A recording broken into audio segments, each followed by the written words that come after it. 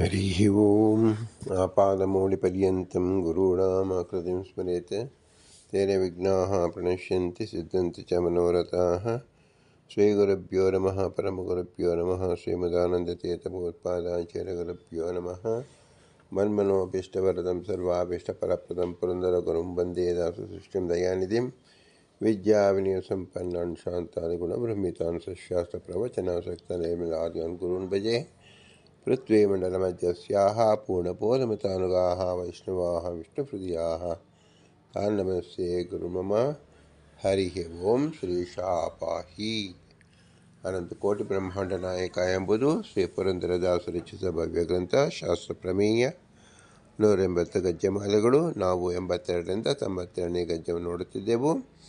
ಅಕ್ರೂರ ವರದ, ಅಂಬರೀಷ ವರದ, ನಾರದ ವರದ, ಪ್ರಹ್ಲಾದ ವರದ, ಗಜೇಂದ್ರ ವರದ, ಮುಚುಕುಂದ ವರದ, ಧ್ರುವ ವರದ, ವಿಭೀಷಣ ವರದ, ಪುಂಡರೀಕ ವರದ ಮತ್ತು ಪರಾಶರ ವರದ ಎಂಬುದು 10 ಜನ ವರದರು. 10 ಎಂಬುದು ಅನಂತ ಸಂಖ್ಯಾವಾಚಿ. ವರದರು ಅಂತ ಸಾತ್ವಿಕ ಪ್ರವೃತ್ತಿಗಳು.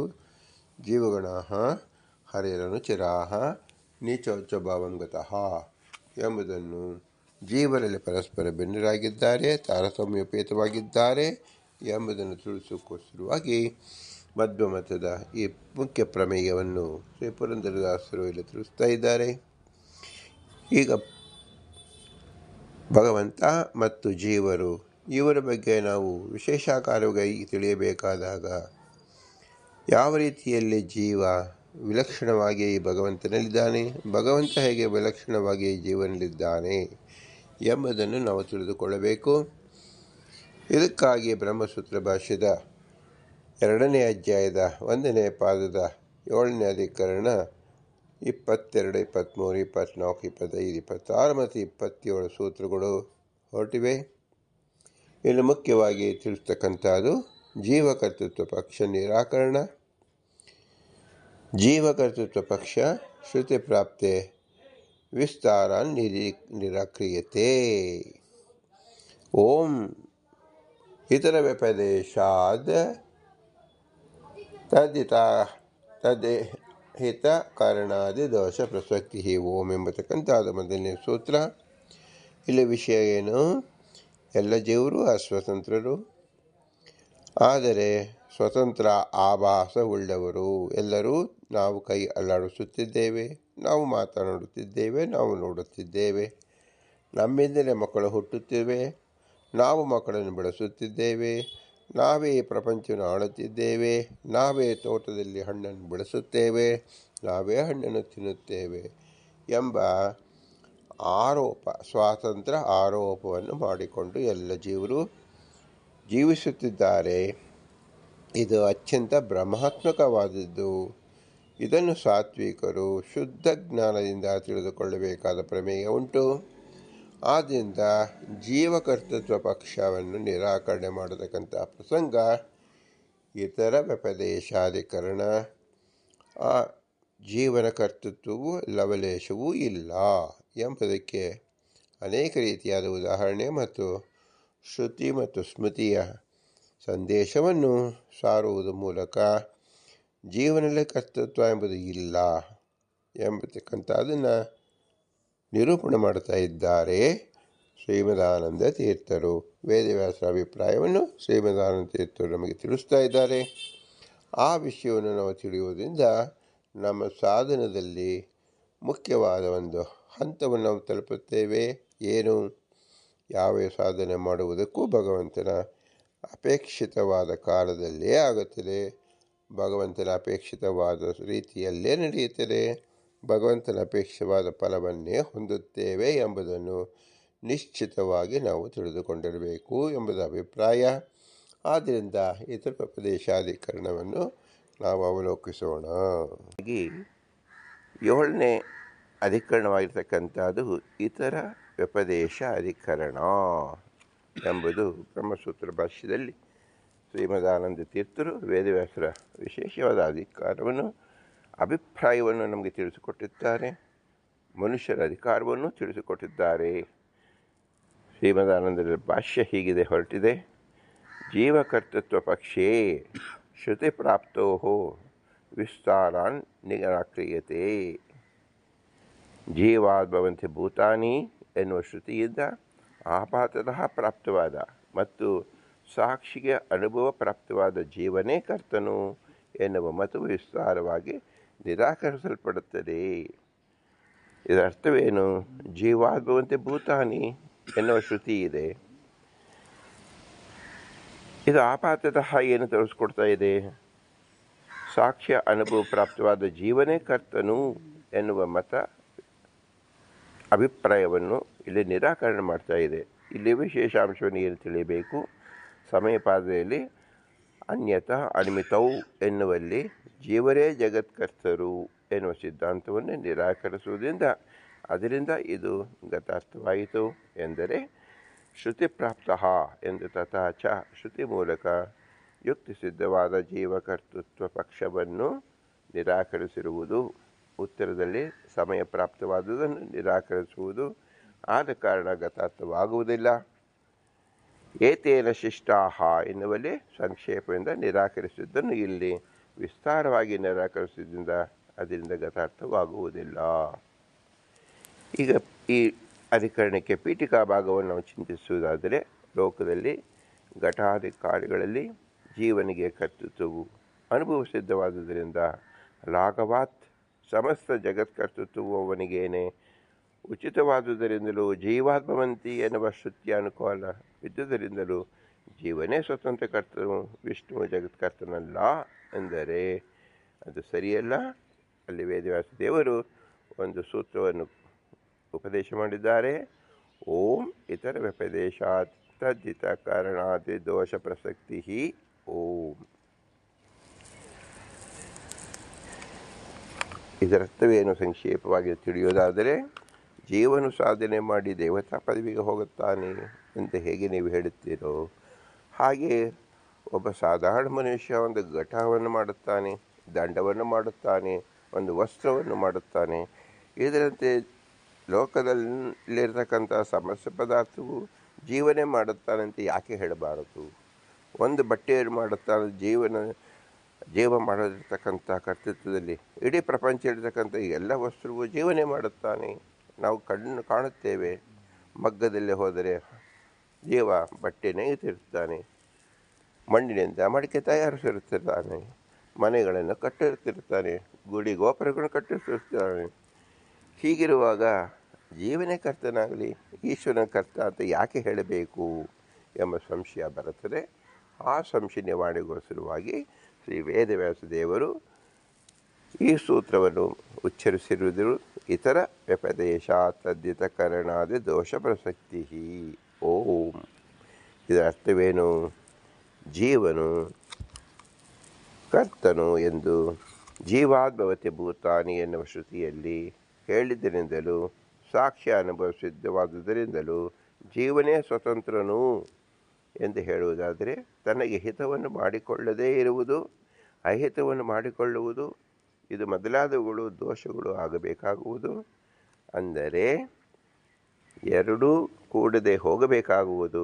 ಸೃಷ್ಟಿಕರ್ತನಿಗೆ ಆ ದೋಷಗಳು ಕೂಡಲಾರವು, ಜೀವನಲ್ಲಿ ಆ ದೋಷಗಳು ಇದೆ. ಆದ್ದರಿಂದ ಜೀವನ ಸ್ವತಂತ್ರ ಕರ್ತನಲ್ಲ. ಒಂದು ವಿಷಯದಲ್ಲಿ ನಾವು ಏನು ಮನನ ಮಾಡಬೇಕು? ಜೀವನ ಕರ್ತೃತ್ವನಾದರೆ ಒಂದು ಮಡಿಕೆಯನ್ನು ಮಾಡಿದ ಅದರಂತೆ ಇಡೀ ವಿಶ್ವವನ್ನೇ ಮಾಡುತ್ತಾನೆ ಎಂಬ ರೀತಿ ನಾವು ಲೆಕ್ಕ ಹಾಕಿಕೊಂಡರೆ ಜೀವನು ದುಃಖಿಯಾಗಿದ್ದಾನೆ.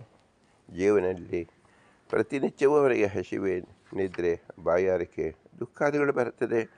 ಈ ದುಃಖಾದಿಗಳನ್ನೇ ಅವನು ನಿವಾರಣೆ ಮಾಡಿಕೊಳ್ಳೋಕ್ಕೆ ಯೋಗ್ಯತೆ ಇಲ್ಲ. ಇನ್ನು ಒಂದು ಮನೆ ಕಟ್ಟುತ್ತಾನೆ ಎಂಬುದು ನಾವು ಹೇಗೆ ಪೂರ್ಣವಾಗಿ ನಂಬುವುದು? ಇದರ ಅರ್ಥ ಹೀಗಲ್ಲ ಅಂತ ಹೇಳಿ ಶ್ರೀ ವೇದವ್ಯಾಸದೇವರು ಹೇಳಿದಂತಹ ಸೂತ್ರಕ್ಕೆ ಶ್ರೀಮದಾನಂದ ತೀರ್ಥ ಭಾಷ್ಯ ರೂಪವಾಗಿ ಅರ್ಥವನ್ನು ತಿಳಿಸುತ್ತಾರೆ. ಜೀವಕರ್ತೃತ್ವ ಪಕ್ಷೇ ಹಿತಾಕರಣಮಪಿ ಅಹಿತಕರಣಂ ಚ ನ ಸ್ಯಾತ್. ಅದರ ಅರ್ಥ ಏನು? ಈಶ್ವರನೇ ಇಲ್ಲ, ಸಮಸ್ತ ಕಾರ್ಯಗಳಲ್ಲೂ ಜೀವನೇ ಸ್ವತಂತ್ರ ಕರ್ತನು ಎಂದು ಜೀವನಿಗೆ ಸ್ವತಂತ್ರ ಕರ್ತೃತ್ವ ಪಕ್ಷದಲ್ಲಿ ತನಗೆ ಹಿತವನ್ನು ಮಾಡಿಕೊಳ್ಳದೇ ಇರುವುದು, ಅಹಿತವನ್ನು ಮಾಡಿಕೊಳ್ಳುವುದು ಎರಡೂ ಕೂಡ ಕೂಡದೇ ಹೋಗುವುದು. ಎಲ್ಲರೂ ರೋಗಿಗಳೇ, ಎಲ್ಲರೂ ವೈದ್ಯರನ್ನು ಕಾಣುತ್ತಾರೆ. ವೈದ್ಯರನ್ನಿಸಿಕೊಂಡವರು ಒಂದು ದಿನ ಸಾಗುತ್ತಾರೆ. ಅವರಿಗೆ ವೃದ್ಧಿ ಬರುತ್ತದೆ, ಮುಪ್ಪು ಬರುತ್ತದೆ, ಅವರಿಗೂ ರೋಗ ಬರುತ್ತದೆ. ತಾವೇ ವೈದ್ಯರಾಗಿ ಇತರಿಗೆ ಔಷಧವನ್ನು ಕೊಟ್ಟರೂ ಸಹ ತಮ್ಮ ರೋಗವನ್ನು ತಾವೇ ಯಾಕೆ ನಿವಾರಣೆ ಮಾಡಿಕೊಳ್ಳಲು ಸಾಧ್ಯವಾಗುವುದಿಲ್ಲ? ಇದರ ಅರ್ಥವೇನು? ಜೀವ ಸ್ವತಂತ್ರನಲ್ಲ, ಜೀವನು ಅಸ್ವತಂತ್ರ, ಭಗವಂತ ಮಾತ್ರ ಸ್ವತಂತ್ರ ಎಂಬುದನ್ನು ಪ್ರತಿಯೊಂದು ಜೀವನ ರಂಗದಲ್ಲಿ ನಾವು ನೋಡಿ ತಿಳಿದುಕೊಳ್ಳಬಹುದು.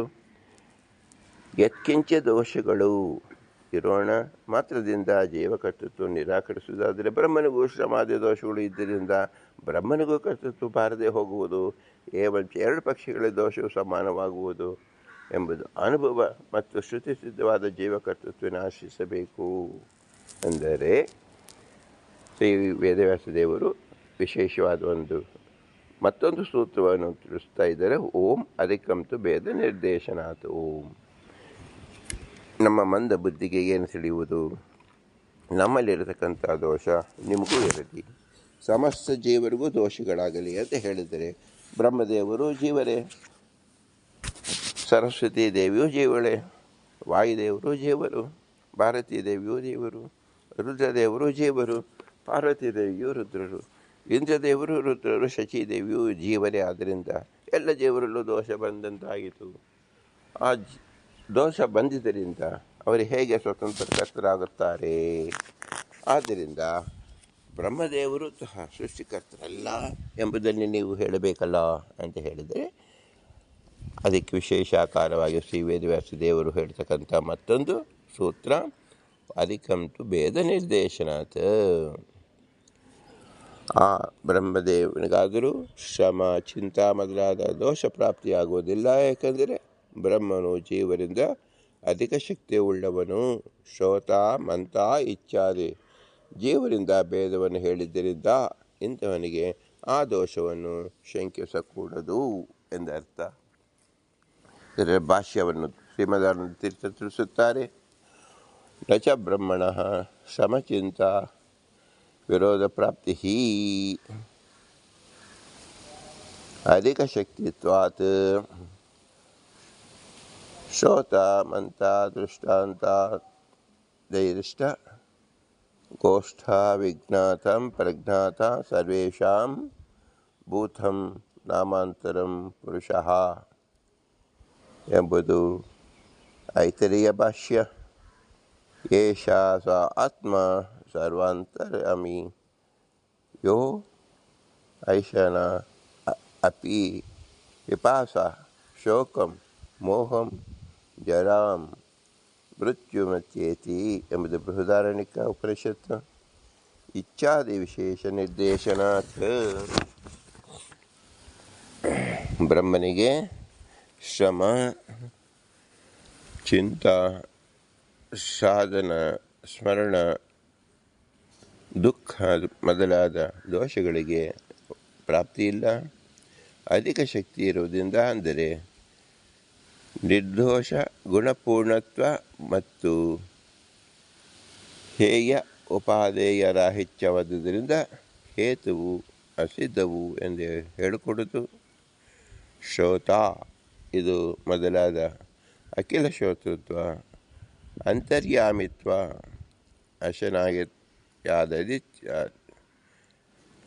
ಅತೀತ್ಯವಾದಿ ರೂಪವಾದ ಜೀವರಿಂದ ಅತಿಶಯವನ್ನು ಹೇಳಿದ್ದರಿಂದ, ಅಂದರೆ ದೇವತೆಗಳು ಸಿದ್ಧ ಪುರುಷರು, ಅವರಿಗೆ ವಿಶೇಷವಾದ ಶಕ್ತಿ ಇರುತ್ತದೆ. ಅದು ಭಗವಂತ ವಿಶೇಷವಾದ ಅನುಗ್ರಹ ಮಾಡಿರುತ್ತಾನೆ. ಆ ವಿಶೇಷ ಬಲದಿಂದ ಅವರು ಅಮೃತವನ್ನು ಸೇವಿಸುತ್ತಾರೆ. ಯಾರು ಅಮೃತವನ್ನು ಸೇವಿಸುತ್ತಾರೋ, ಒಂದು ಮನ್ವಂತರ ಕಾಲ, 14 ಮನ್ವಂತರ ಕಾಲ ಸಕಲ ದೇವತೆಗಳು ಸಾಧಾರಣ ದೇವತೆಗಳೇ, ಯಾವ ಹಸಿವು ಬಾಯಾರಿಕೆ ಇಲ್ಲದೆ, ರೋಗ ರುಜಿನ ಇಲ್ಲದೇ ಇರತಕ್ಕಂಥವರಾಗಿದ್ದಾರೆ. ಬ್ರಹ್ಮದೇವರು ಅನಂತ ಅಂದರೆ ಬ್ರಹ್ಮದೇವರು ತಮ್ಮ 100 ವಯಸ್ಸು 100 ವರ್ಷ, ಅಂದರೆ ಅವರ ಕಾಲದಲ್ಲಿ ಪ್ರತಿದಿನದಲ್ಲೇ ಮಹಾಯುಗವನ್ನು ನೋಡುತ್ತಾರೆ. ಮಹಾಯುಗ ಅಂದರೆ 4 ಯುಗಗಳು: ಕಲಿಯುಗ, ತ್ರೇತಾಯುಗ, ಕಲಿಯುಗ, ದ್ವಾಪರಯುಗ, ತ್ರೇತಾಯುಗ, ಕೃತಿಯುಗಗಳು 1000 ಬಾರಿ ಬಂದರೆ ಮಹಾಯುಗ ಎಂದು ಹೆಸರು. ಈ 1000 ಬಾರಿ ಬಂದಾಗ 14 ಜನ ಮನ್ವಂತರಾದಿಗಳು ಸಹ ಅವರ ಕಾಲವು ಮುಗಿದಿರುತ್ತದೆ. ಇದನ್ನು ನಾವು ಹಿಂದೆ ಚಿಂತಿಸಿದ್ದೇವೆ. ಇಂತಹ ಅತ್ಯಂತ ದೀರ್ಘತಮವಾದ ಕಾಲದಲ್ಲಿ ಬ್ರಹ್ಮದೇವರು ಸಾಧನೆಯಾಗಿರುವುದರಿಂದ ಅವರಿಗೆ ವಿಶೇಷ ಶಕ್ತಿಯನ್ನು ಹೊಂದಿರುತ್ತಾರೆ. ಆ ವಿಶೇಷ ಶಕ್ತಿ ಪ್ರದರಾದ್ದರಿಂದ ಅವರಿಗೆ ದೋಷಾದಿಗಳನ್ನು ನಾವು ಎಣಿಸಬಾರದು. ಆದ್ದರಿಂದ ಬ್ರಹ್ಮಾದಿಗಳು ಸೃಷ್ಟಿಕಾರ್ಯವನ್ನು ಮಾಡುತ್ತಾರೆ. ಅದು ಭಗವಂತನ ವಿಶೇಷ ಅನುಗ್ರಹ ರೂಪ ಎಂದು ತಿಳಿಯಬೇಕು. ಚೇತನತ್ವ ಇದರಿಂದ ಈಶ್ವರನಂತೆಯೇ ಜೀವನು ಕೂಡ ಅನ್ಯ ನಿರಪೇಕ್ಷನಾಗಿಯೇ ಕರ್ತನು ಯಾಕೆ ಆಗಲಾರನು ಎಂದರೆ,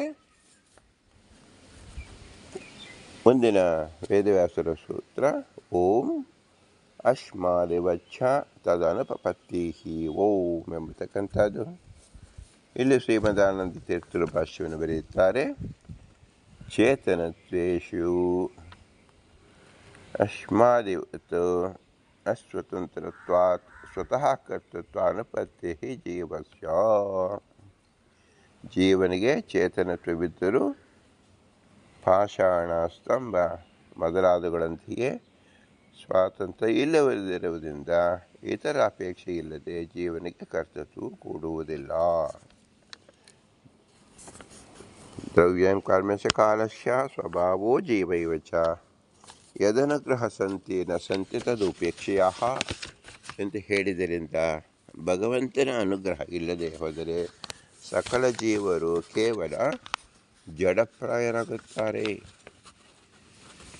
ಆದ್ದರಿಂದ ಜೀವನಿಗೆ ಸ್ವತಂತ್ರ ಕರ್ತ ಎಂಬತಕ್ಕಂಥದ್ದನ್ನು ಯಾವ ಕಾಲದಲ್ಲಿ ನಾವು ಹೇಳುವಂತಿಲ್ಲ.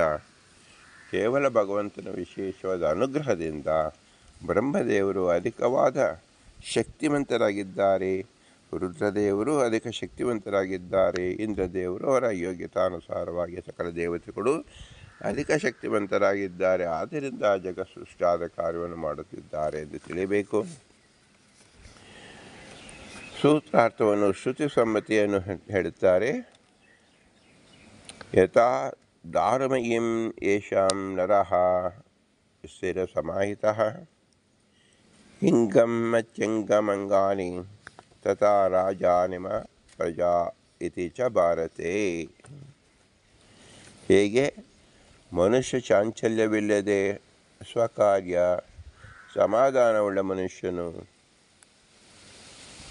ಭಾವಾತ್ಮಕವಾದ ಸ್ತ್ರೀ ಪ್ರತಿಮೆಯನ್ನು ಚೇಷ್ಟಿಸುತ್ತಾನೋ, ಅಂದರೆ ಅದರ ಒಳಗಡೆ ಇದ್ದು ಚೇಷ್ಟಾಪ್ರದವನ್ನಾಗಿ ಮಾಡಿಕೊಳ್ತಾನೋ, ಹೇಗೆ ಮನುಷ್ಯನು ಹಸ್ತಾದಿಗಳನ್ನು ಅಂಗುಲ್ಯಾದಿಗಳನ್ನು ಕೂಡ ಚೇಷ್ಟಿಸುತ್ತಾನೋ, ನಮ್ಮ ಕೈಯನ್ನು ಎತ್ತುವುದು, ತೋರಿಸುವುದು ಇದೆಲ್ಲವೂ ಚೇಷ್ಟ ಅಂತ ಹೆಸರು.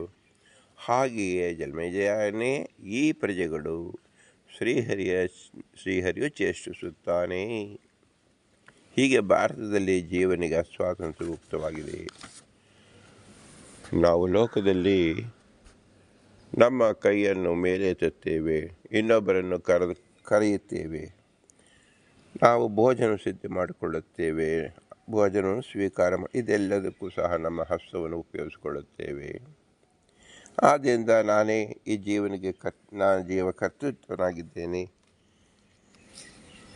ಕೈಯನ್ನು ಎತ್ತಕ್ಕಂಥ ಶಕ್ತಿ ನನ್ನಲ್ಲೇ ಇರುವುದು ಎಂದು ನಾವು ಭ್ರಮಿಸಬಾರದು. ಏಕೆಂದರೆ ಶೈಶವಾವಸ್ಥೆಯಲ್ಲಾಗಲಿ ವೃದ್ಧಾವಸ್ಥೆಯಲ್ಲಿ ಆಗಲಿ ನಮ್ಮ ಕಾಲು ವೇದನೆಯಿಂದ ನಡೆಯಕ್ಕೆ ಆಗುವುದಿಲ್ಲ. ನಿತ್ರಾಣವಾಗಿದ್ದಾಗ ನಮ್ಮ ಹಸ್ತಗಳೇ ಕೈ ಎತ್ತಕ್ಕೆ ಆಗುವುದಿಲ್ಲ. ನಮ್ಮ ಶಿರಸ್ಸೇ ಆದರೂ ಶಿರಸ್ಸಿಗೆ ವಿಶೇಷವಾದ ವೇದನೆಗಳಿದ್ದಾಗ ಶಿರಸ್ಸಿನಿಂದ ಕಣ್ಣನ್ನು ತೆಗೆದುಕೊಳ್ಳಕ್ಕೂ ಆಗುವುದಿಲ್ಲ, ಬಾಯಿಂದ ಮಾತಾಡಕ್ಕೂ ಆಗುವುದಿಲ್ಲ. ಇದೆಲ್ಲವನ್ನು ಏನು ತಿಳಿಸ್ಕೊಡ್ತಾ ಇದೆ? ಈ ಇಂದ್ರಿಯಗಳು ನಮ್ಮ ಅಧೀನವಲ್ಲ, ಇದು ಭಗವಂತನ ಅಧೀನದಲ್ಲಿದೆ, ದೇವತೆಗಳ ಅಧೀನದಲ್ಲಿ ಇದೆ. ನಮಗೆ ಯಾಕೆ ಕಾಣುತ್ತಿಲ್ಲ ಅಂದರೆ ಎಲ್ಲ ದೇವತೆಗಳು ಅವ್ಯಕ್ತ ಸ್ವಭಾವದವರು, ಭಗವಂತನು ಅತ್ಯಂತ ಅವ್ಯಕ್ತನಾಗಿದ್ದಾನೆ. ಆದ್ದರಿಂದ ನಮ್ಮ ಸಕಲ ಇಂದ್ರಿಯಗಳಲ್ಲಿ ಅಂತರ್ಯಾಮಿಯಾಗಿದ್ದುಕೊಂಡು ಈ ಚೇತನತ್ವವನ್ನು ದೇವತೆಗಳು ಮಾಡಿಸುತ್ತಿರುವುದು ಅದು ವಿಶೇಷ ಅನುಗ್ರಹದಿಂದ. ಹಾಗೆಯೇ ನಾವು ಭಗವಂತ ಬ್ರಹ್ಮದೇವರಲ್ಲಿ ಕುಳಿತು ಬ್ರಹ್ಮನ ಹೆಸರಿಂದ ಸೃಷ್ಟಿಯನ್ನು ಮಾಡುತ್ತಾನೆ, ರುದ್ರನಲ್ಲಿ ಕುಳಿತು ರುದ್ರ ಹೆಸರಿನಿಂದ ಸಂಹಾರವನ್ನು ಮಾಡುತ್ತಾನೆ. ಹೀಗೆ ನಾವು ತಿಳಿಯಬೇಕು. ಇದಕ್ಕೆ ಲೋಕದಲ್ಲಿ ಒಂದು ಉದಾಹರಣೆ ಎಂದರೆ, ನಾವು ಒಂದು ಮರದಲ್ಲಿ ಒಂದು ಹೆಣ್ಣಿನ ಗೊಂಬೆಯನ್ನು ಮಾಡುತ್ತೇವೆ. ಆ ಗೊಂಬೆಯಲ್ಲಿ ದಾರವನ್ನು ಕಟ್ಟಿ ಆ ಕೈಯನ್ನು ಎತ್ತುವಂತೆ ಮಾಡುತ್ತೇವೆ. ಜನರ ಮುಂದೆ ಆ ಗೊಂಬೆಯನ್ನು ಕೈ ಎತ್ತು ಮುಗಿಯುವಂತೆ ನಾವು ತೋರಿಸುತ್ತೇವೆ. ಈ ವ್ಯಾಪಾರಗಳು ಯಾವುದರಿಂದ ಸಾಧ್ಯವಾಯಿತು? ನಾವೇ ಮಾಡಿದ ಹೆಣ್ಣು ಗೊಂಬೆ, ನಾವೇ ಕಟ್ಟಿದ ದಾರದಿಂದ ಆ ಕೈಯನ್ನು ಎತ್ತುತ್ತೇವೆ. ನಾವು ಕೈ ಎತ್ತುವಾಗ ಜನಗಳಿಗೆ ನೋಡುವಾಗ ಆ ಗೊಂಬೆಯೇ ಎತ್ತುತ್ತಿದೆ ಎಂದು ತಿಳಿದುಕೊಳ್ಳುತ್ತಾರೆ. ಆದರೆ ವಾಸ್ತವವಾಗಿ ಎತ್ತಿದ್ದು ಯಾರು? ಆ ದಾರವನ್ನು ಎತ್ತಿ ಆಟವನ್ನು ಆಡಿಸಿದ್ದು ನಾವು. ಈ ದೃಷ್ಟಾಂತ ನಾವು ತಿಳಿಯಬೇಕಾದದ್ದೇನು? ನಮ್ಮ ಕೈ ಮರದ ಗೊಂಬೆಯಂತೆ, ನಮ್ಮ ಗೊಂಬೆಯಂತಿರತಕ್ಕಂಥ ಹಸ್ತವನ್ನು ಎತ್ತಿದವರು ಯಾರು? ನಮಗೆ ಕಾಣದಂತೆ ಅವ್ಯಕ್ತರಾಗಿರ್ತಕ್ಕಂಥ ದೇವತೆಗಳು. ದೇವತೆಗಳಲ್ಲೇ ಶಕ್ತಿ ಪ್ರಧಾನಾಗಿರ್ತಕ್ಕಂಥವನು ಯಾರು? ಭಗವಂತ. ಇದನ್ನು ನಾವು ತಿಳಿಯಬೇಕು ಎಂಬತಕ್ಕಂಥದ್ದಾಗಿ ಶ್ರೀ ವೇದವ್ಯಾಸರ ಅಭಿಪ್ರಾಯವನ್ನು ಶ್ರೀಮದಾನಂದ ತೀರ್ಥರು ತಿಳಿಸಿಕೊಟ್ಟಿದ್ದಾರೆ. ಜೀವನಿಗೆ ಸ್ವತಂತ್ರ ಕರ್ತೃತ್ವ ಅಭಾವ, ಇದನ್ನು ಆಕ್ಷೇಪಿಸಿಕೊಂಡು ಸಮಾಧಾನ ಹೇಳ್ತಕ್ಕಂಥ ಸೂತ್ರವನ್ನು ವ್ಯಾಖ್ಯಾನ ಮಾಡುತ್ತಾರೆ. ಓಂ ಉಪಸಂಹಾರ ದರ್ಶನಾತ್ಯನೇತಿ ಕ್ಷೀರವದ್ವಿಹಿ ಓಂ. ಜೀವನದಲ್ಲಿ ಆರಬ್ಧ ಕರ್ಮ ಸಮಾಪ್ತಿಯು ಅನುಭೂತವಾಗುವುದರಿಂದ ಜೀವನಿಗೆ ಸ್ವತಂತ್ರ ಕರ್ತೃತ್ವ ಕೊಡುವುದಿಲ್ಲ ಎಂದಲ್ಲ.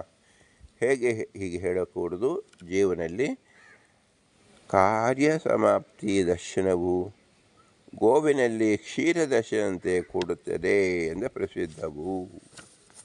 ಹಾಗಾದರೆ ನಾವು ಮನುಷ್ಯರಲ್ಲಿ ನಮ್ಮ ಇಚ್ಛೆಯಂತೆ ಕೈಕಾಲಲ್ಲಿ ಆಡಿಸುತ್ತಿದ್ದೇವಲ್ಲ, ಮಾತಾಡುತ್ತಿದ್ದೇವಲ್ಲ, ಇದು ಹೇಗೆ ಜೀವನಿಗೆ ಕರ್ತೃತ್ವವೇ ಇಲ್ಲದಿದ್ದರೆ ಹೇಗೆ ಸಾಧ್ಯವಾಗುತ್ತಿತ್ತು ಎಂಬ ಪ್ರಶ್ನೆ ಬಂದರೆ, ನಾವು ಒಂದು ಉದಾಹರಣೆಯಿಂದ ಇದು ತಿಳಿದುಕೊಳ್ಳಬಹುದು. ಪ್ರಪಂಚದಲ್ಲಿ ನಾವು ಗೋವನ್ನು ನೋಡಿರುತ್ತೇವೆ. ತನ್ನ ಮಲೆಯಲ್ಲಿ ಕ್ಷೀರವನ್ನು ತುಂಬಿಕೊಂಡಿರುತ್ತದೆ. ತನ್ನ ಮಲೆಯಲ್ಲಿರತಕ್ಕಂಥ ಕ್ಷೀರ ಅದು ಕರು ಕುಡಿಯಬೇಕು. ಕರು ಕುಡಿದ ನಂತರದಲ್ಲಿ ಮನುಷ್ಯರು ತಮ್ಮ ಜೀವನಕ್ಕೋಸ್ಕರವಾಗಿ ಆ ಕ್ಷೀರವನ್ನು ಕರೆದುಕೊಳ್ಳುತ್ತಾರೆ.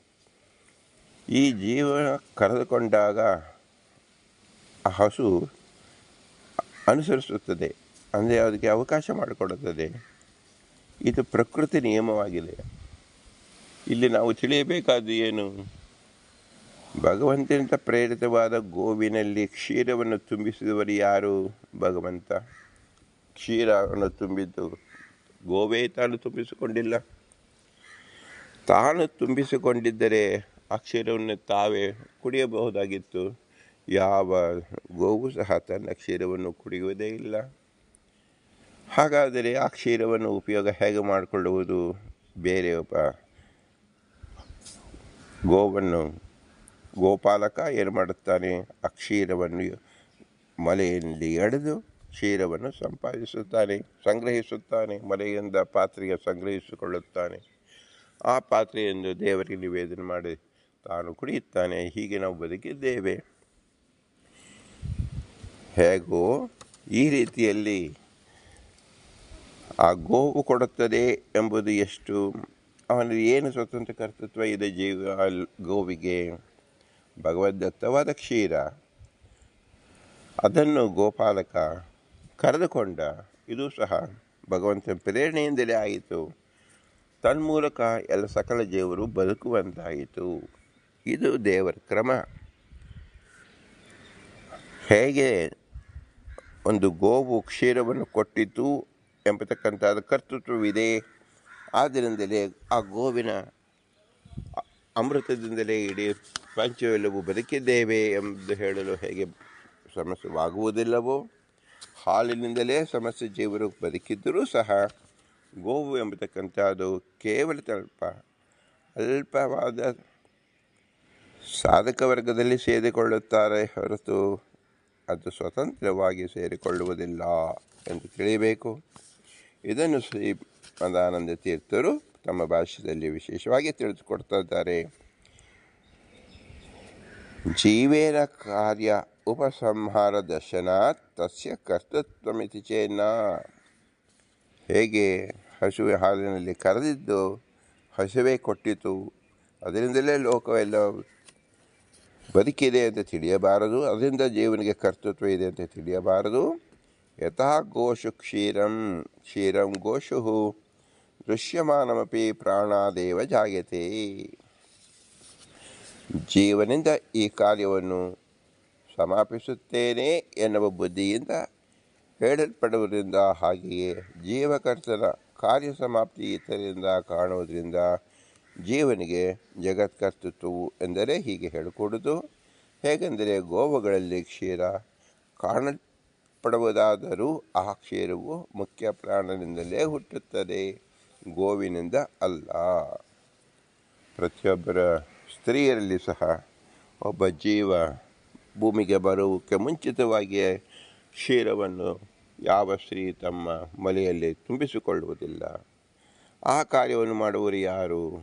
ಹೇಗೆ ನಮಗೆ ಹೆಣ್ಣಿನ ಗೊಂಬೆಗೆ ದಾರವನ್ನು ಕಟ್ಟಿ ಅಲಾಡಿಸುವಂತೆ ವಾಯುದೇವರೇ ಪ್ರತಿಯೊಬ್ಬ ಸ್ತ್ರೀ ಶರೀರದಲ್ಲಿ ಆ ಗೋವಿನ ಹಾಲನ್ನು ಹೇಗೆ ತುಂಬಿಸುತ್ತಾರೋ ಹಾಗೆ ಪ್ರತಿಯೊಬ್ಬ ಸ್ತ್ರೀಯರಲ್ಲಿ, ತಾಯಿಯರಲ್ಲಿ, ಮನೆಯಲ್ಲಿ ಶಿಶುವಿಗೆ ಬೇಕಾದ ಅಮೃತವನ್ನು ತುಂಬಿಸುತ್ತಾರೆ. ಇದಕ್ಕೆ ಪ್ರಮಾಣವನ್ನು ತಿಳಿಸಿಕೊಡ್ತಾ ಇದ್ದಾರೆ ಶ್ರೀಮದಾನಂದ ತೀರ್ಥರು. ಅನ್ನಂ ರಸಾದರೂಪೇಣ ಪ್ರಾಣಃ ಪರಿಣಯತ್ಯಸೌ ಇತಿ ವಚನಾತ್. ಅನ್ನವನ್ನು ತಯಾರು ಮಾಡುವುದು ಯಾರು ಅಂದರೆ ವಾಯುದೇವರು. ನಿಮಗೆ ಹೇಗೆ ತಿಳಿಯಿತು ಎಂದರೆ ಪ್ರತಿಯೊಬ್ಬ ಸ್ತ್ರೀಯಲ್ಲೂ ಸಹ ಹಾಲಿನ ಉತ್ಪತ್ತಿಯಾಯಿತು, ಅದು ವಾಯುದೇವರೇ ಮಾಡಿದ್ದಾರೆ. ಇತಿ ವಚನಾತ್. ಏವಂ ಜೀವೇ ದೃಶ್ಯಮಾನೋಪಿ ಕಾರ್ಯ ಉಪಸಂಹಾರ ಅಸ್ವಾತಂತ್ರಾತ್ ಕರ್ತೃತ್ವರಕೃತಃ ಅಸ್ವಾತಂತ್ರಾತ್ ತತ್ಪರತ್ವಂ ಕೃತ ಏವ. ಭಗವಂತ ವಾಯುದೇವರ ಮೂಲಕ ಕ್ಷೀರವನ್ನು ಪ್ರತಿಯೊಬ್ಬ ಸ್ತ್ರೀಯರಲ್ಲಿ ತುಂಬಿಸಿದನು ಎಂಬತಕ್ಕಂಥದ್ದನ್ನು ಶ್ರುತಿ ಮೂಲಕ ನಾವು ತಿಳಿಯಬೇಕು. ಸರ್ವಶರೀರ ಪ್ರೇರಕನಾಗಿ ಪ್ರಸಿದ್ಧನಾದ ಮುಖ್ಯ ಪ್ರಾಣನು ಗವಾದಿಗಳಿಂದ ಭುಕ್ತವಾದ ವಸ್ತುವನ್ನು ಆ ಕ್ಷೀರಾದಿ ರೂಪದಿಂದ ಪರಿಣಮಿಸುತ್ತಾನೆ ಎನ್ನುವ ವಚನದಿಂದ ದಾಷ್ಟಾಂತಿಕವನ್ನು ತೋರಿಸುತ್ತಾರೆ. ಹೀಗೆ ಜೀವನಲ್ಲಿ ತನ್ನಿಂದ ಅನುಭವಿಸಲ್ಪಡ್ತಕ್ಕಂಥ ಇತರರಿಂದ ಕಾಣಲ್ಪಡ್ತಕ್ಕಂಥ ಪ್ರಾರಬ್ಧ ಕಾರ್ಯ ಸಮಾಪ್ತಿಯು ಜೀವನಿಗೆ ಸ್ವಾತಂತ್ರ್ಯ ಇಲ್ಲದಿರುವುದರಿಂದ ಪರಮೇಶ್ವರ ನಿಮಿತ್ತಕವೇ ನಡೆಯುತ್ತಿದೆ, ಜೀವಕರ್ತು ಅಲ್ಲ ಅದು ತಿಳಿಯಬೇಕು. ಜೀವನಿಗೆ ಸ್ವಾತಂತ್ರ್ಯ ಇರೋದ್ರಿಂದ ಕಾರ್ಯ ಉಪಸಂಹಾರ ಕರ್ತೃತ್ವ ಇಲ್ಲವಾದರೂ ಈಶ್ವರ ಕರ್ತೃತ್ವ ಅಂತ ಹೇಗೆ ತಿಳಿಯುತ್ತೆ ಅಂದರೆ ಶ್ರೀಮದಾನಂದ ಭಾಷ್ಯ ರೂಪದಲ್ಲಿ ಉತ್ತರವನ್ನು ಕೊಡುತ್ತಾರೆ. ಯಾ ಆತ್ಮಾನಂತರೋ ಯಮೇತಿ. ಬೃಹದಾರಣ್ಯಕೋಪನಿಷತ್ತಿನಲ್ಲಿ ಇರ್ತಕ್ಕಂಥ ವಾಕ್ಯ, ನಾಹಂ ಕರ್ತ ನ ಕರ್ತ ತ್ವಂ ಕರ್ತ ಯಸ್ಸು ಸದಾ ಪ್ರಭು ಇಚ್ಛಾದೇಹೇ. ಬೃಹದಾರಣ್ಯಕೋಪನಿಷತ್ 5:7-22 ಮಂತ್ರದಲ್ಲಿ ನಾವು ತಿಳಿಯಬಹುದು. ಯಾರು ಅಂತರ್ಗತನಾಗಿ ಜೀವನನ್ನು ನೇಮಿಸುತ್ತಾನೋ, ಯಾರು ನಿತ್ಯ ಸ್ವತಂತ್ರನೋ ಈಶ್ವರನೋ ಅವನೇ ಜಗತ್ಕರ್ತವು, ನಾನು ಅಲ್ಲ, ನೀನು ಅಲ್ಲ. ಇದು ಮೊದಲಾದ ವಾಕ್ಯದಿಂದ ತಿಳಿಯುತ್ತದೆ. ಈಶ್ವರನೇ ಇಲ್ಲದಿರುವುದರಿಂದ ಜೀವನಿಗೆ ಈಶ್ವರಾಧೀನ ಕರ್ತೃತ್ವವನ್ನು ಹೇಳಿಕೊಡುವುದು. ಯಾವ ಭೂಮಿಂ ಜನಗೆ ಇತ್ಯಾದಿ ಶ್ರುತಿಯಿಂದ ಈಶ್ವರನ್ನು ಸ್ತುತಿಸುತ್ತಾನೆ ಎಂದು ಹೇಳಿಕೊಡುವುದು. ಈಶ್ವರ ಯದಿ ಸ್ಯಾತ್ ಹಿ ಉಪಲಭ್ಯೇತ ನೋಪಲಭ್ಯೇತ ತಸ್ಮಾತ್ ಅವ್ಯಕ್ತಿ. ಈಶ್ವರನು ಇದ್ದರೆ ತೋರುವನು, ತೋರುವುದಿಲ್ಲ, ಆದ್ದರಿಂದ ಇಲ್ಲ ಎನ್ನುವ ಅನುಪಲಬ್ಧಿ ಲಿಂಗದಿಂದ ಈಶ್ವರನು ಇಲ್ಲವೆಂದು ನಿಶ್ಚಿತವಾಗುವನು. ಆದಾಗ್ಯೂ ಹಾಗೆ ಕಲ್ಪಿಸಿದರೆ ಗೌರವ ಬರುವುದು. ಆದ ಕಾರಣ ಲಾಘವಾತ್ ಕ್ಲುಪ್ತವಾದ ಜೀವನೇ ಕರ್ತನು ಎನ್ನುವ ಆಶಂಕೆಯನ್ನು ಪರಿಹರಿಸತಕ್ಕಂಥ ಸೂತ್ರವನ್ನು ಉಪನ್ಯಾಸ ಮಾಡುತ್ತಾರೆ. ಓಂ ದೇವಾದಿವಪಿ ಲೋಕೆ ಓಂ. ಜಯವಾದಗಳಂತೆ ಈಶ್ವರನಿಗೆ ಅದೃಶ್ಯತ್ವ ಶಕ್ತಿ ಇದ್ದುದರಿಂದ ಲೋಕದಲ್ಲಿ ಪಿಶಾಚಾದಿಗಳಿಗೂ ಅಶ್ವತ್ವ ಶಕ್ತಿ ಇದೆ ಎಂಬುದನ್ನು ತಿಳಿಯಬೇಕು. ನಚ ಕರ್ತೃ ಈಶ್ವರ ಅಸ್ಮಾದ್ ದೃಷ್ಟಿ ವಿರೋಧ ದೇವಾದೇವ ದೃಶ್ಯತ್ವಶಕ್ತಿ ಯೋಗಾತ್ ಲೋಕೇಪಿ ಪಿಶಾಚಾದೀನಂ ತಾದೃಶಿ ಶಕ್ತಿದೃಷ್ಟಾ ಕಿಮೀಶ್ವರಸ್ಯ. ಶ್ರೀಮದಾನಂದರು ಭಾಷ್ಯ ರೂಪದಲ್ಲಿ ಉತ್ತರವನ್ನು ಬರೆಯುತ್ತಾರೆ. ಜೀವನಿಂದ ಮಾಡಲ್ಪಡತಕ್ಕಂಥ ಕಾರ್ಯವನ್ನು ಮಾಡತಕ್ಕಂಥ ಅಂದರೆ ಜೀವನ್ಯಾಮಕನಾದ ಈಶ್ವರನು ಇದ್ದಾನೆ ಎನ್ನುವ ವಚನಕ್ಕೆ ಈಶ್ವರನು ಕಾಣದೇ ಇರುವುದರಿಂದ ವಿರೋಧವಿಲ್ಲ. ಯಾಕೆ ಇಲ್ಲವೆಂದರೆ ಅದೃಶ್ಯ ಶಕ್ತಿ ಇದ್ದುದರಿಂದ ಅದೃಶ್ಯವಾದ ದೇವತೆಗಳು ಉಪದೇವತೆಗಳು ಇದ್ದಂತೆ ಅದರ್ಶನಕ್ಕೆ ಅನುಕೂಲವಾದ ಅಂತರ್ಧಾನ ಶಕ್ತಿಯಿಂದ ಪ್ರಯುಕ್ತ ಅನುಪಲಬ್ಧಿಯು ಕೂಡಬಹುದು. ಲೋಕದಲ್ಲಿ ದೇವತೆಗಳಂತೆ ನಿಯಾಮಕಳಾಗದೇ ಇರುವ ಪಿಶಾಚಿಗಳಿಗೂ ಸಹ ಅದೃಶ್ಯತ್ವ ಅನುಕೂಲವಾದ ಅಂತರ್ಧಾನ ಸಾಮರ್ಥ್ಯವು ಕಂಡಿದೆ. ಹೀಗೆ ಇರುವಾಗ ಸರ್ವಶಕ್ತಿಯುಳ್ಳ ಈಶ್ವರನಿಗೆ ಅಂತಹ ಶಕ್ತಿಯು ಇದೆ ಎಂದು ಏನು ಹೇಳಬೇಕು? ಅಂತರ್ಧಾನ ಶಕ್ತಿ ಎಂಬುದನ್ನು ನಾವು ಹೇಗೆ ತಿಳಿದುಕೊಳ್ಳೋದು? ನಮಗೆ ದೇವರು ಕಾಣಿಸುವುದಿಲ್ಲ, ದೇವತೆಗಳು ಕಾಣಿಸುವುದಿಲ್ಲ, ಆದ್ದರಿಂದ ದೇವತೆಗಳು ಇಲ್ಲ ಅಂತ ಹೇಳಿಕೊಳ್ಳೋದು. ಎಲ್ಲರೂ ಇದ್ದೇ ಇದ್ದಾರೆ. ಅದನ್ನು ಹೇಗೆ ತಿಳಿಯುವುದಕ್ಕೆ ಉದಾಹರಣೆಯನ್ನು ಒಂದು ಪಿಶಾಚಿಯೂ ಸಹ ತಾನು ಇದ್ದರೂ ಸಹ ತನ್ನ ಇರುವಿಕೆಯನ್ನು ಸಾಧಾರಣ ಮನುಷ್ಯರಿಗೆ ತಿಳಿಸಿಕೊಳ್ಳುವುದಿಲ್ಲ. ಈ ಒಂದು ದೃಷ್ಟಾಂತದಿಂದ ಹೇಗೆ ಅದೃಶ್ಯತ್ವಾದ ಶಕ್ತಿಗಳು ಕೇವಲ ಪಿಶಾಚಿಗಳಿಗೆಲ್ಲೇ ನಾವು ನೋಡಬಹುದಾಗಿದ್ದರೆ ದೇವತೆಗಳಲ್ಲಿ ಯಾಕೆ ನೋಡಬಾರದು? ಬ್ರಹ್ಮದೇವರಲ್ಲಿ ಯಾಕೆ ನೋಡಬಾರದು?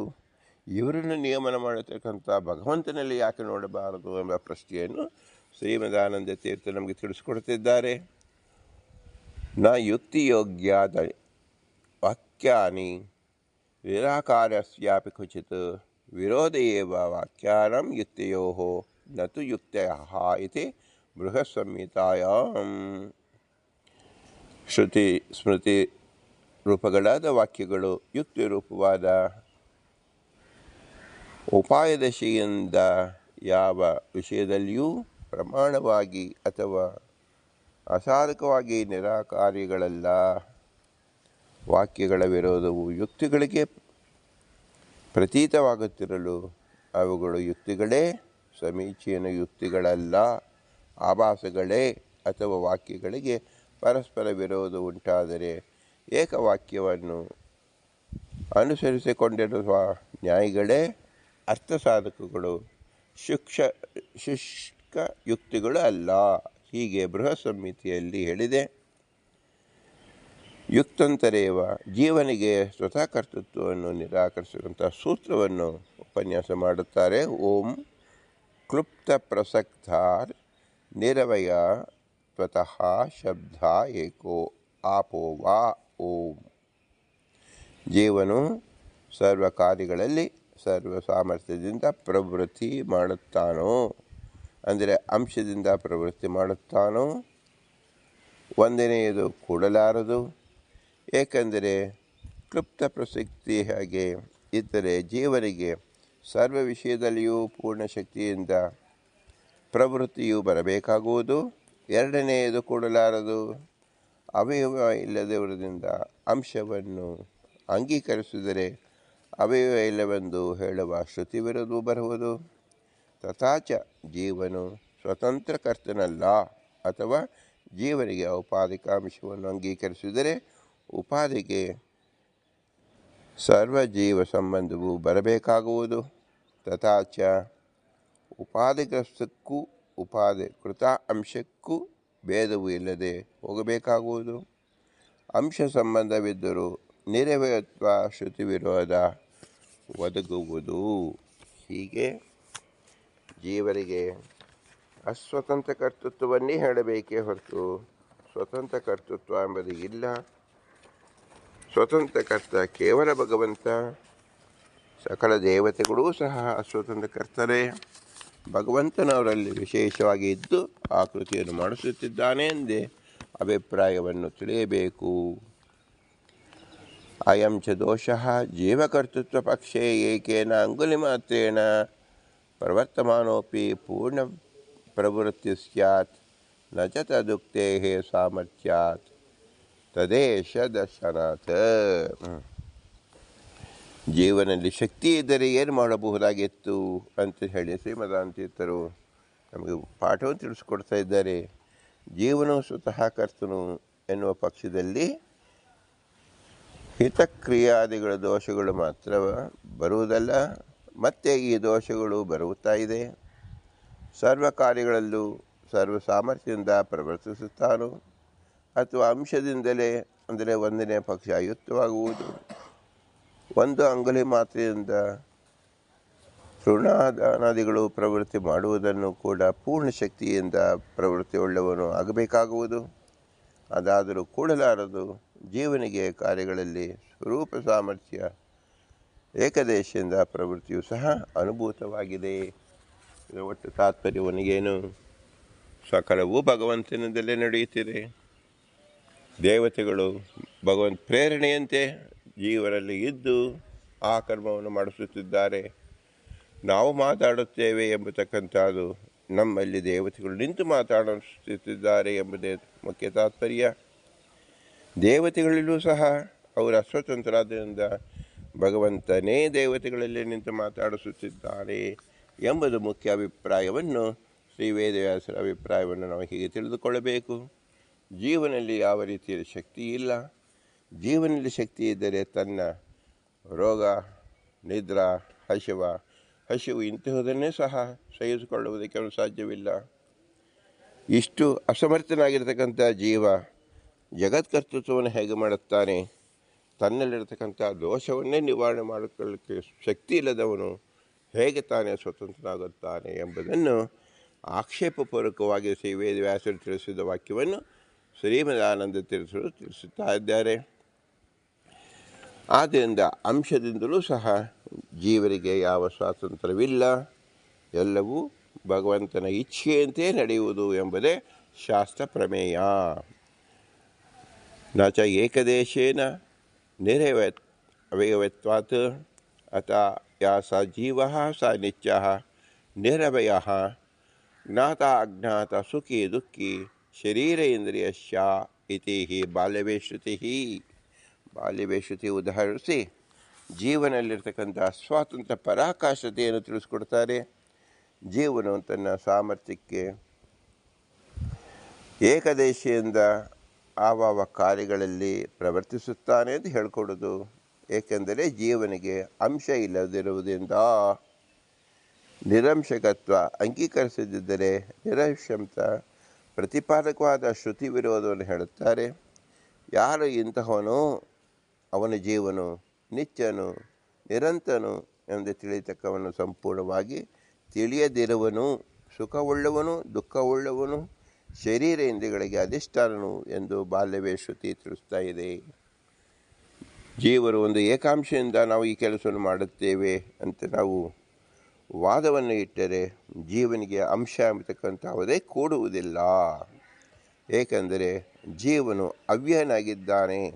ಆ ಜೀವ ಎಂಬತಕ್ಕಂಥವನು ಅನಂತ ಅಂಶಗಳಿಂದ ಅನಂತ ಕಾರ್ಯವನ್ನು ಮಾಡಲು ಯೋಗ್ಯತೆ ಜೀವನಿಗೆ ಇಲ್ಲ. ಹಾಗಾದರೆ ಮಾಡುತ್ತಿದ್ದಾನೆಂದರೆ ಎಲ್ಲವೂ ಭಗವಂತನ ಶಕ್ತಿಯಿಂದಲೇ ನಡೆಯುತ್ತಿದೆ ಎಂಬುದೇ ಶಾಸ್ತ್ರದ ಅಭಿಪ್ರಾಯ. ಹಾಗಾದರೆ ಏಕದೇಶೇನ ಎನ್ನುವ ಎರಡನೇ ಪಕ್ಷಕ್ಕೆ ಆಶ್ರಯಿಸುತ್ತೇವೆ ಎಂದರೆ ನಿರಶಂತ ಶ್ರುತಿ ವಿರೋಧವೂ ಇಲ್ಲ, ಸ್ವಾಭಾವಿಕ ಅಂಶವೂ ಇಲ್ಲದಿದ್ದರೂ ಔಪಾಧಿಕ ಅಂಶಗಳು ಇರುತ್ತದೆ ಎಂದು ಅಂಗೀಕರಿಸುವು. ಶ್ರುತಿಯು ಸ್ವಾಭಾವಿಕ ಅಂಶವನ್ನೇ ನಿಷೇಧಿಸುತ್ತದೆ ಎಂದು ಆಶಂಕಿಸಿಕೊಂಡು ಜೀವ ಸಂಬಂಧವಾದ ಉಪಾಧಿಯು ಅಂಶಾಕಾರಕವಾದರೆ ಅತಿ ಪ್ರಸಂಗವು ಬರುವುದರಿಂದ ಜೀವ ಸಂಬಂಧವೇ ಅಂಶಾಕಾರವೆಂದು ಹೇಳಿದರೆ ಉಪಾಧಿ ಸಂಬಂಧವು ಸಮಗ್ರ ಜೀವನಿಗೂ ಜೀವಾಂಶಕ್ಕೂ ಬಂದು ವಿಕಲ್ಪಿಸಿಕೊಂಡು ಸಮಸ್ತ ಜೀವರಿಗೆ ಎನ್ನುವುದು ಕೂಡುವುದಿಲ್ಲ ಎನ್ನುತ್ತಾರೆ. ನ ಚ ಉಪಾಧಿಕೃತೋ ಅಂಶ ಸ ಏವ ಅಂಶ ಉಪಸಹಿತಃ ಇತಿ ದೀತ್ವಾ ಅಪೇಕ್ಷತ್ವಾತ್. ಸಮಗ್ರ ಜೀವರು ಉಪಾಧಿಗ್ರಸ್ತರು ಅಂಶದಿಂದ ಉಪಾಧಿ ಸಂಬಂಧವು ಎನ್ನುವುದು ಅಲ್ಲ. ಏಕೆಂದರೆ ಆ ಪಕ್ಷದಲ್ಲಿ ಅವನು ಉಪಾಧಿಕೃತವಾದ ಅಂಶವುಳ್ಳವನು ಆಗಲಾರನು. ಅಂದರೆ ಸಮಗ್ರ ಜೀವನು ಉಪಾಧಿಗ್ರಸ್ತರಾದ್ದರಿಂದ ಪುನಃ ಜೀವನಿಗೆ ಉಪಾಧಿಕೃತ ಅಂಶತ್ವವು ಕೂಡಲಾರದು. ಜೀವ ಅಂಶಕ್ಕೂ ಎಂಬುದು ಎರಡನೇದಕ್ಕೂ ಸಹ ನಿರಾಕರಣೆ ಆಗುತ್ತದೆ. ಆ ಅಂಶ ಎಂಬುದು ಉಪಾಧಿಗ್ರಸ್ತ ಎನ್ನುವುದಾದರೆ ಎರಡನೇ ಪಕ್ಷವು ಕೂಡಲಾರದು. ಉಪಾಧಿ ಸಂಬಂಧಕ್ಕಾಗಿ ಸ್ವಾಭಾವಿಕವಾದ ಅಂಶಕ್ಕೆ ದ್ವಿತ್ವದ ಅಪೇಕ್ಷೆ ಇದ್ದುದರಿಂದ ತಥಾಚ ಸರ್ವತ್ರ ಉಪಹಿತ ಅನುಪಹಿತ ದ್ವಿರೂಪವನ್ನು ಅಪೇಕ್ಷಿಸಿಕೊಂಡೇ ಉಪಾಧಿಯು ಪ್ರವೃತ್ತವಾಗುವುದರಿಂದ ಅದಕ್ಕಾಗಿ ಸ್ವಾಭಾವಿಕ ಎರಡು ಅಂಶಗಳನ್ನು ಅಂಗೀಕರಿಸುವ ನಿರಂಶ ಶ್ರುತಿತ್ವವು ವಿರೋಧ ಬರುತ್ತದೆ. ಅದು ಔಪಾಧಿಕವಾದರೆ ಅನವಶ್ಯವು ಬರುತ್ತದೆ. ಅಂದರೆ ಅಂಶ ಎಂಬತಕ್ಕಂಥದ್ದು ಜೀವನಿಗೆ ಕೂಡುವುದಿಲ್ಲ. ಎಲ್ಲ ಜೀವರು ನಿರಂಶಕರು. ಹಾಗಾದರೆ ಕಾರ್ಯವನ್ನು ಮಾಡುತ್ತಿದ್ದಾರಲ್ಲ ಅಂದರೆ ಎಲ್ಲವೂ ಭಗವತ್ ಪ್ರೇರಣೆಯಿಂದಲೇ ನಡೆಯುತ್ತಿದೆ ಎಂಬತಕ್ಕಂಥದ್ದು ಶ್ರುತಿಯಿಂದ ತಿಳಿಸಲ್ಪಟ್ಟಿದೆ.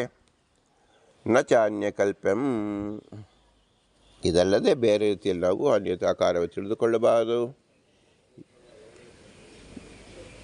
ಯದ್ ಯುಕ್ತ್ಯ ವಿರುದ್ಧೇತ ತದ್ ಈಶಕೃತಮೇವ ಹಿ ಇತಿ ಗತ್ಯಂತ್ಯ ಉಕ್ತೇಹೇ. ಹಾಗಾದರೆ ಈ ಸಮಸ್ತ ಕಾರ್ಯಗಳು ನಾವು ಮಾಡುತ್ತಿಲ್ಲ, ದೇವತೆಗಳು ಮಾಡುತ್ತಿಲ್ಲ ಅಂದರೆ ನಡೆಯುತ್ತಿದೆಯಲ್ಲ, ಯಾರು ಮಾಡುತ್ತಿದ್ದಾರೆ ಅಂದರೆ ಕೇವಲ ಭಗವಂತನೇ ಮಾಡುತ್ತಿದ್ದಾನೆ ಎಂಬುದು ನಿರ್ಧಾರಪೂರ್ವಕವಾಗಿ ತಿಳಿಸ್ತಾ ಇದ್ದಾರೆ ಈ ಶ್ರುತಿಯಲ್ಲಿ.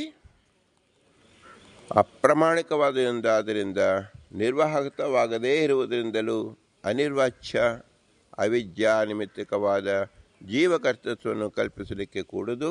ಹಾಗಾದರೆ ಯುಕ್ತಿ ವಿರೋಧ ಪರಿಹಾರಕ್ಕಾಗಿ ಉಪಾಯವಿಲ್ಲದಿರುವುದರಿಂದ ಜೀವಕರ್ತೃತ್ವವು ಕೂಡುವುದಿಲ್ಲ ಎಂದರೆ ಯಾವುದು ಪ್ರತೀತವಾದಾಗ್ಯೂ ಗುಣ ಮೊದಲಾದ ವಸ್ತುವು ಯುಕ್ತಿಯಿಂದ ವಿರುದ್ಧವಾಗುತ್ತದೋ ಅದು ಈಶ್ವರನ ಅಧೀನವೆಂದೇ ಕಲ್ಪಿಸಿಕೊಳ್ಳಬೇಕು. ಅಪ್ರಾಮಾಣಿಕ ವಿದ್ಯಾ ನಿಮಿತ್ತಕವಾದ ಎಂದು ಕಲ್ಪಿಸಬಾರದು. ಹೀಗೆ ನ್ಯಾಯ ಸೂಚಕ ವಚನದಿಂದ ಗತ್ಯಂತರ ಹೇಳಿದ್ದರಿಂದ ತಥಾಚ ಜೀವಕರ್ತೃತ್ವವು ಪ್ರಮಿತವಾಗೋಣ. ಅಲ್ಲಿ ಯುಕ್ತಿ ವಿರೋಧ ಪರಿಹಾರಕ್ಕೆ ಈಶ್ವರ ಅಧೀನತ್ವ ರೂಪ ಉಪಾಯ ಅಂಶವನ್ನೇ ಹೇಳಿದೆ. ಆದ ಕಾರಣ ಅದು ಅನಿರ್ವಾಚ್ಯ ವಿದ್ಯಾಧೀನ ಎಂದು ಕಲ್ಪಿಸಕೂಡದು. ಒಟ್ಟು ಅಧಿಕರಣದ ಸಾರಾಂಶವನ್ನು ನಾವು ಹೀಗೆ ತಿಳಿದುಕೊಳ್ಳಬೇಕು.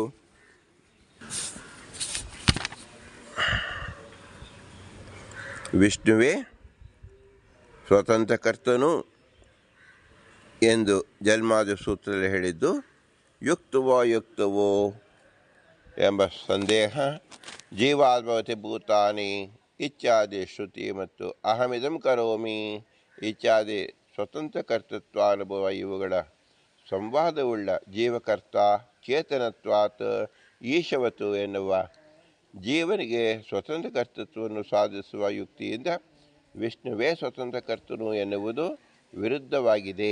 ಏವಂಚ ಘಟಾದಿಗಳಲ್ಲಿ ಜೀವನಿಗೇನೇ ಕರ್ತೃತ್ವವು ಸಿದ್ಧವಾಗೋಣವಾಗದಿಂದ ಮಹದಾದಿಗಳಲ್ಲಿಯೂ ಜೀವನೇ ಕರ್ತನು ಎನ್ನುವುದೇ ನ್ಯಾಯವಾಗಿದೆ.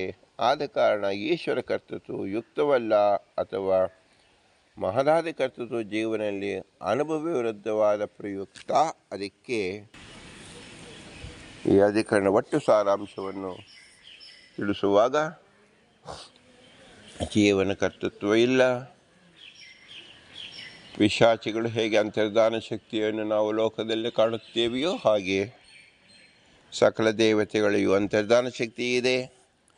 ಸಕಲ ದೇವತೆಗಳಿಗೂ ದೇವೋತ್ತಮನಾದ ಭಗವಂತನಲ್ಲಿ ಅಂತರ್ಧಾನ ಶಕ್ತಿ ಇರುವುದರಿಂದ ಎಲ್ಲ ಜೀವರಲ್ಲಿಯೂ ನಿಂತು ಈ ಜಗತ್ ಪ್ರಕ್ರಿಯೆಯನ್ನು ನಡೆಸುತ್ತಿದ್ದಾರೆ ಅನ್ನೋ ಮಹಾಪ್ರಭು ಭಗವಂತ. ಆದ್ದರಿಂದ ನಾವು ಮುಖ್ಯವಾಗಿ ಜೀವನ ಕರ್ತೃತ್ವ ಎಂಬುದು ತಿಳಿಯಬಾರದು. ಈಶ್ವರನೇ ಕರ್ತೃತ್ವ. ಮತ್ತು ಮನುಷ್ಯ ದೇವಾದಿಗಳು ಆಗಲಾರ. ಅವನ ಯೋಗ್ಯತಾನುಸಾರವಾಗಿ ಅವನು ಸಾಧನೆ ಮಾಡಿಕೊಂಡಾಗ ದೇವತೆಗಳಲ್ಲಿಯೂ ಸಹ ಭಗವಂತನು ನಿಂತು ದೇವತಾ ಕಾರ್ಯವನ್ನು ಮಾಡಿಸುವುದೇ ಒಂದು ಮುಖ್ಯ ತಾತ್ಪರ್ಯ. ಇದು ಸಾಧನದ ಪರಾಕಾಷ್ಠ. ಅಸ್ವಾತಂತ್ರ್ಯವನ್ನು ನಾವು ಚೆನ್ನಾಗಿ ತಿಳಿದುಕೊಳ್ಳುವುದೇ ಸಾಧನೆಯ ಪರಾಕಾಷ್ಠ ಎಂಬುದೇ ಈ ಅಧಿಕರಣ ಸಾರಾಂಶ. ಇಂತಹ ವಿಶೇಷ ವಾಕ್ಯವನ್ನು ತಿಳಿಸಿದ ಶ್ರೀ ಪುರಂದರದಾಸರು ಜೀವನು ಸ್ವತಂತ್ರನಲ್ಲ ಎಂಬ ವಿಶೇಷ ಅಂಶವನ್ನು ಇಲ್ಲಿ ತಿಳಿಸುವುದರಿಂದ ಅಂತಹ ಪುರಂದರದಾಸರಿಗೆ ವಿಶೇಷವಾಗಿ ನಮನವನ್ನು ಸಲ್ಲಿಸುತ್ತಾ ಇಂತಹ ವಿಶೇಷ ಕಾರ್ಯ ಗುಣವನ್ನು ಉಪದೇಶ ಮಾಡಿದ ಪುರಂದರದಾಸರು ಕೇವಲ ಮನುಷ್ಯ ಜನ್ಮದಲ್ಲಿ ಮಾತ್ರ ಈ ಜ್ಞಾನ ಸಿದ್ಧವಾಗುವುದರಿಂದ ಮನುಷ್ಯ ಜನ್ಮಕ್ಕೆ ಕಾರಣಕರ್ತರಾದ ತಂದೆ ತಾಯಿ ಅನುಗ್ರಹ ರೂಪವನ್ನು ಚಿಂತಿಸುತ್ತಾ, ತಂದೆ ತಾಯಿ ಇರುವಿಕೆಗೆ ನರವಾದ ಗುರು ಹಿರಿಯರ ಅನುಗ್ರಹ ರೂಪವನ್ನು ಚಿಂತಿಸುತ್ತಾ, ಇವರಲ್ಲಿ ಅದೃಶ್ಯವಾಗಿ ನಿಂತ ಎಲ್ಲ ಕೆಲಸವನ್ನು ಮಾಡಿಸಿದ ಸಕಲ ಯಾವ ಅಂತರ್ಯಾಮಿ ಇಂದ್ರಿಯಾದಿ ದೇವತೆಗಳು ಅವರ ವಿಶೇಷವಾದ ಅನುಗ್ರಹವನ್ನು ನಾವು ಯಾಚಿಸಬೇಕು. ಅವರಲ್ಲಿಯೂ ಮುಖ್ಯರಾದ ವಾಯುದೇವರೇ ಎಲ್ಲರನ್ನು ನಿಂತು ಈ ಕೃತಿಯನ್ನು ಮಾಡಿಸುವುದರಿಂದ ವಿಶೇಷವಾಗಿ ವಾಯುದೇವರನ್ನು ನಾವು ನಮಿಸಬೇಕು, ಪ್ರಾರ್ಥಿಸಬೇಕು. ಇವರೆಲ್ಲರೂ ಅಸ್ವತಂತ್ರ ಸ್ವತಂತ್ರ ಭಗವಂತ ಲಕ್ಷ್ಮೀನಾರಾಯಣ ಮಾತ್ರ. ಅವನಿಂದಲೇ ಇಡೀ ಜಗತ್ತು ನಡೆಯುತ್ತಿದೆ ಎಂಬುದೇ ಈ ಅಧಿಕರಣದ ಪೂರ್ಣ ಅಭಿಪ್ರಾಯ. ಆದ್ದರಿಂದ ಜೀವನು ಅಸ್ವತಂತ್ರ ಕರ್ತನಾಗಿದ್ದಾನೆ. ಇದು ಸಾತ್ವಿಕ ಜೀವರು ತಮ್ಮ ಸಾಧನ ರಂಗದಲ್ಲಿ ಪೂರ್ತಿಯಾಗಿ ಅತಿ ನಿರ್ದಿಷ್ಟವಾಗಿ ತಿಳಿಯಬೇಕಾದ ಅಂಶ ಎಂಬುದನ್ನು ಇಲ್ಲಿ ತಿಳಿಸಿಕೊಟ್ಟಕಾಗಿದೆ. ಇಂತಹ ಭಗವಂತನಿಗೆ ನಾವು ಹೇಗೆ ಅವನ ಅನುಗ್ರಹ ರೂಪವನ್ನು ಚಿಂತಿಸುವುದು, ಅವನಿಗೆ ಪ್ರತೀಕಾರವಾಗಿ ಏನು ಮಾಡುವುದು ಅಂದರೆ ಭೂಯಿಷ್ಠಾಂತಿ ನಮ ಉಕ್ತಿಮಿದೇಮ, ಭೂಯಿಷ್ಠಾಂತಿ ನಮ ಉಕ್ತಿಮಿದೇಮ, ಭೂಯಿಷ್ಠಾಂತಿ ನಮ ಉಕ್ತಿಮಿದೇಮ ಅಂತ ಹೇಳಿ ವಿನಮ್ರವಾಗಿ ನಮಿಸೋಣ. ಭಾರತೀಯ ರಮಣ ಮುಖ್ಯ ಪ್ರಾಣ ಅಂತ ಶ್ರೀ ಕೃಷ್ಣಾರ್ಪಣ. ಹರಿ ಓಂ, ಹರಿ ಓಂ, ಹರಿ ಓಂ.